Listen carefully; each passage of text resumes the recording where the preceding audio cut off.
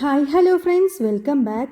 നിങ്ങളുടെ എല്ലാവരുടെയും റിക്വസ്റ്റ് പ്രകാരം നമ്മൾ പ്രേമം സീരീസ് ഫസ്റ്റ് ഓൺവേർഡ്സ് തന്നെ അപ്ലോഡ് ചെയ്യാൻ തീരുമാനിച്ചു. ഇനി മുതൽ എല്ലാ ദിവസവും ഇതേ സമയത്ത് തന്നെയായിരിക്കും ഞാൻ അപ്ലോഡ് ചെയ്യുന്നത്.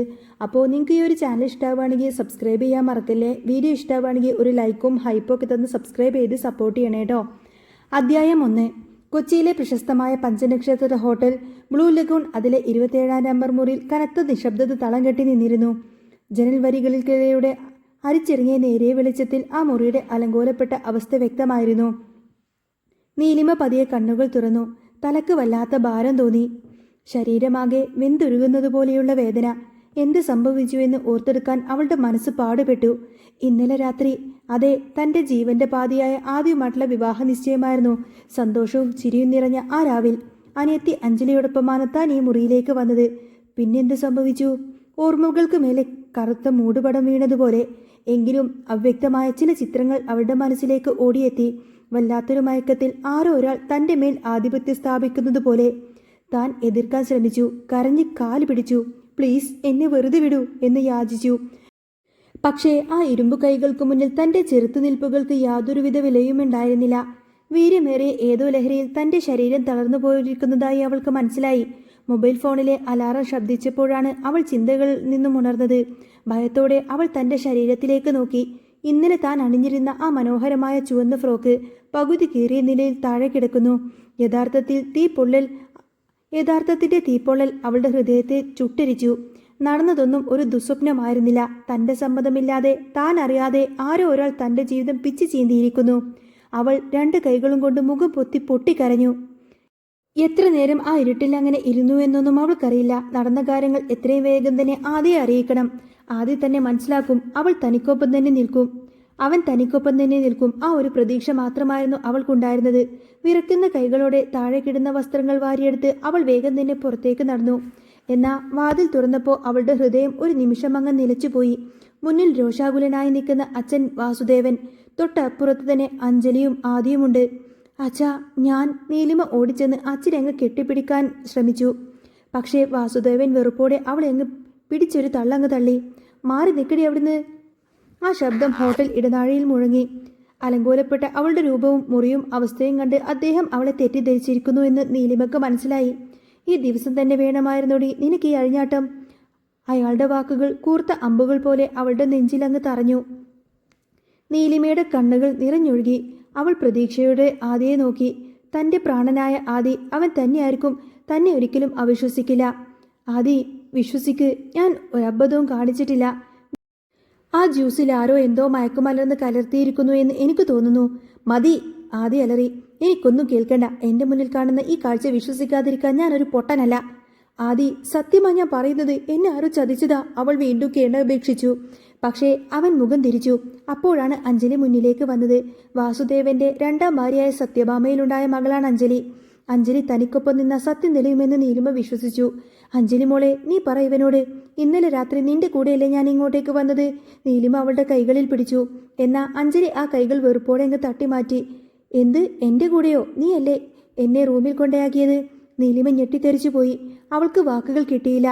അച്ഛാ, എനിക്കൊന്നും അറിയില്ല. ചേച്ചി എന്തൊക്കെയാ ഈ പറയുന്നത്? എനിക്ക് മനസ്സിലാവുന്നില്ല. അഞ്ജലി കള്ളം പറഞ്ഞു. അയ്യോ, എന്തൊക്കെ നുണയാ ചേച്ചി ഈ പറയുന്നേ? ഞാൻ ഇന്നലെ അമ്മയുടെ കൂടെയാ കിടന്നത്. ഇങ്ങോട്ട് ഞാൻ വന്നിട്ടേയില്ല. വാസുദേവന്റെ കോപം അങ്ങ് ആളിക്കത്തി. മതി നിന്റെ ന്യായീകരണം. എടുക്കാനുള്ളതൊക്കെ എടുത്ത് വണ്ടിയിൽ കയറിക്കോ. ഈ കോളത്തിൽ നിന്നെ ഇവിടെ നിന്നും ഇറക്കിവിട്ട ആളുകൾ ഈ നാണക്കേടറിയും.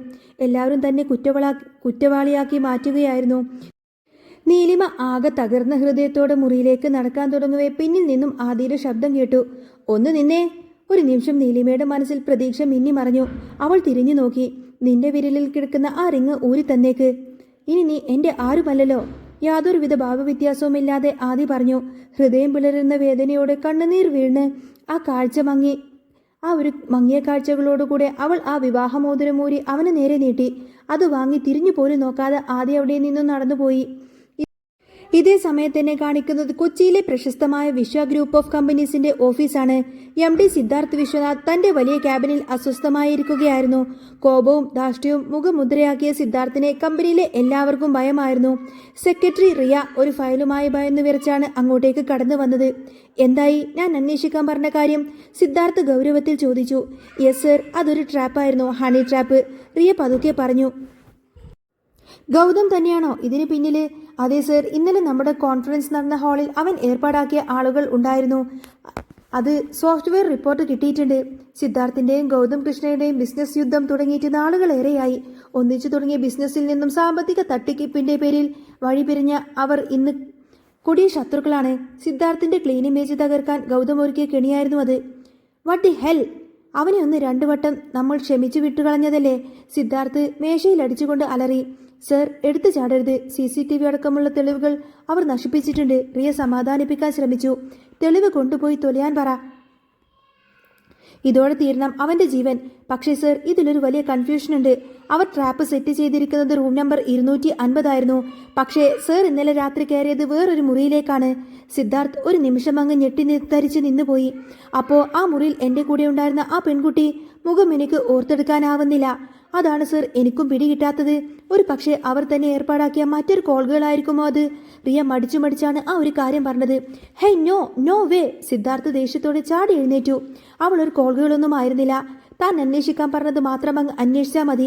വായിൽ തോന്നുന്നതിങ്ങനെ വിളിച്ചു പറയരുത്, മനസ്സിലായോ? റിയ തല താഴ്ത്തി പുറത്തേക്ക് പോയി. സിദ്ധാർത്ഥ് പഴയതുപോലെ തന്നെ ചെയറിലേക്ക് തളർന്നിരുന്നു. കഴിഞ്ഞ രാത്രിയിലെ സംഭവങ്ങൾ ഓർക്കുമ്പോൾ വല്ലാത്തൊരു കുറ്റബോധം അയാളെ വേട്ടയാടാൻ തുടങ്ങി. തനിക്ക് വലിയൊരു തെറ്റു പറ്റിയിരിക്കുന്നു. താൻ ആരെയാണോ താൻ ഏതോ ഒരു പെണ്ണിനെ, ആരെയോ ഒരു പെണ്ണിനെ താൻ നശിപ്പിച്ചിരിക്കുന്നു. ആ പെൺകുട്ടി ആരായിരിക്കും? ഇതേ സമയം മാധവം എന്ന വലിയ തറവാട്ടിന്റെ ഗേറ്റ് കടന്ന് ഒരു ഇന്നോവ ക്രിസ്റ്റ പോർച്ചിലേക്ക് വന്നു നിന്നു. പിൻസീറ്റിൽ വികാരശൂന്യനായിരിക്കുകയായിരുന്നു നീലിമ.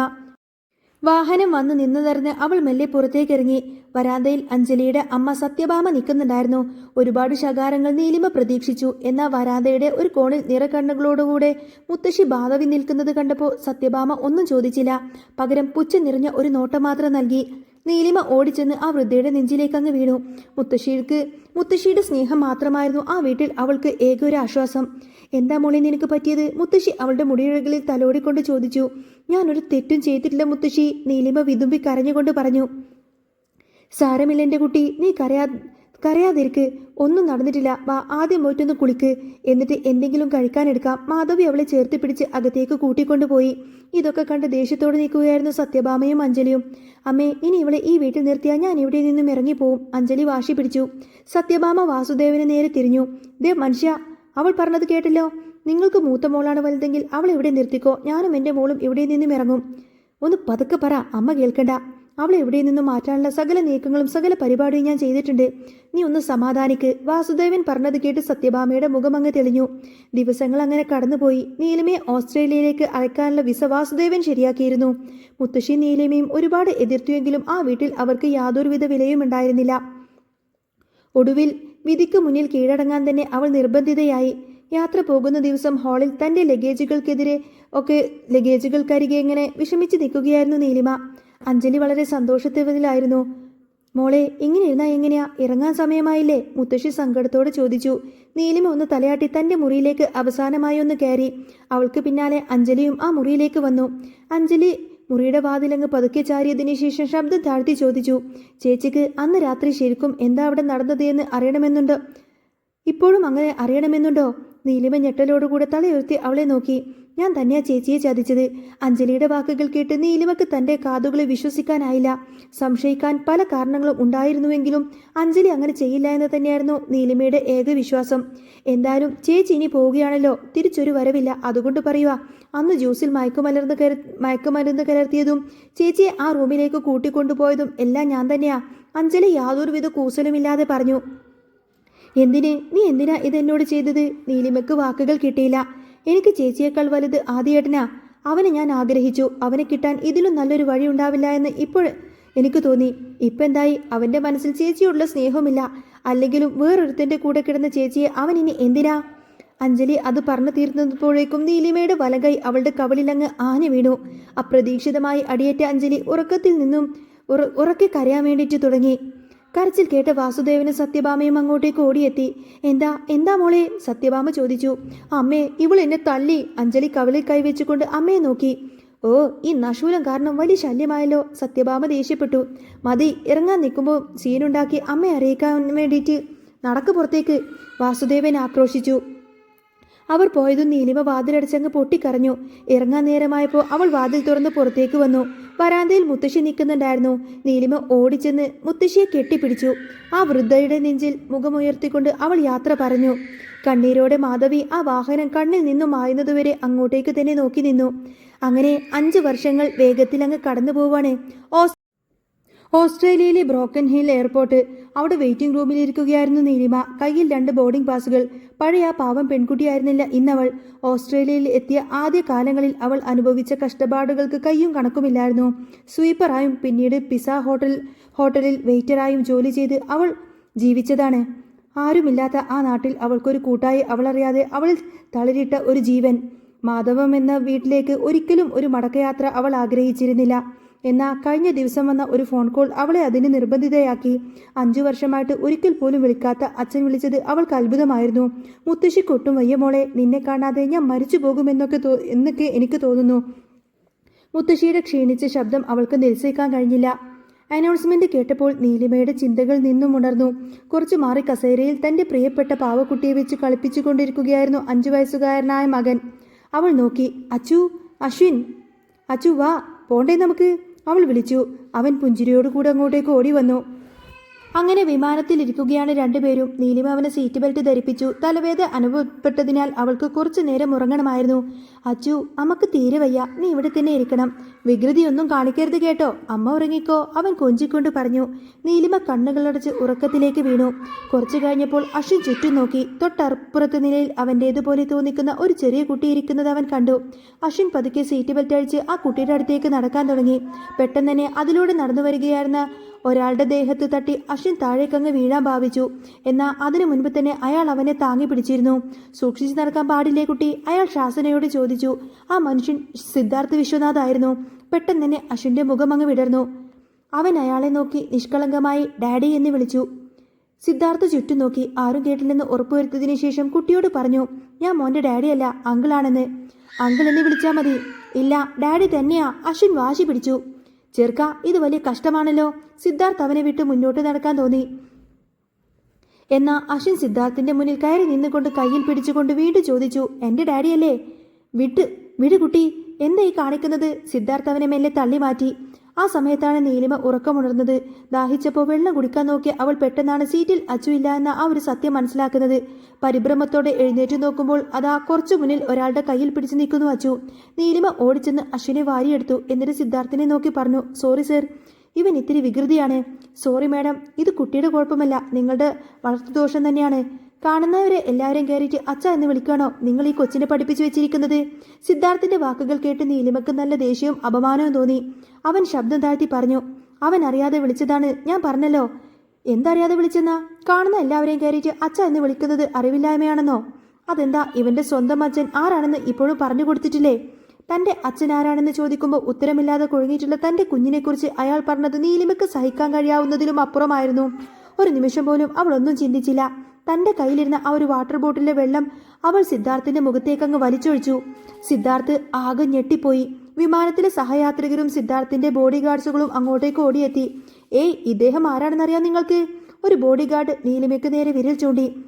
ഇയാൾ ആരായാലും എനിക്കെന്താ? നീലിമ ദേഷ്യത്തോട് തിരിച്ചടിച്ചു. ഇദ്ദേഹം വിശ്വ ഗ്രൂപ്പിന്റെ ഉടമ സിദ്ധാർത്ഥ് വിശ്വനാഥാണ്. ഇനി എന്താ വരാൻ പോകുന്നത് എന്ന് നിങ്ങൾ കണ്ടോ? ബോഡിഗാർഡ് നീലിമയെ ഭീഷണിപ്പെടുത്തി. അതൊന്നും നീലിമ വകവെച്ചില്ല. അവൾ സിദ്ധാർത്ഥിനെ വെറുപ്പോടുകൂടി നോക്കുകയായിരുന്നു. എന്നാൽ അപ്പോഴും അശ്വിൻ യാതൊരുവിധ കാര്യവും മനസ്സിലാവാതെ സിദ്ധാർത്ഥിനെ തന്നെ നോക്കി നിഷ്കളങ്കമായി പുഞ്ചിരിക്കുകയായിരുന്നു. ഒരു യുവതി പരസ്യമായി ഇത്രത്തോളം അപമാനിപ്പിച്ചിട്ടും ചൂടൻ സ്വഭാവക്കാരനായ സിദ്ധാർത്ഥ് യാതൊന്നും മിണ്ടാതെ നിൽക്കുന്നത് കണ്ട് ബോഡിഗാർഡുകൾ അത്ഭുതപ്പെട്ടു.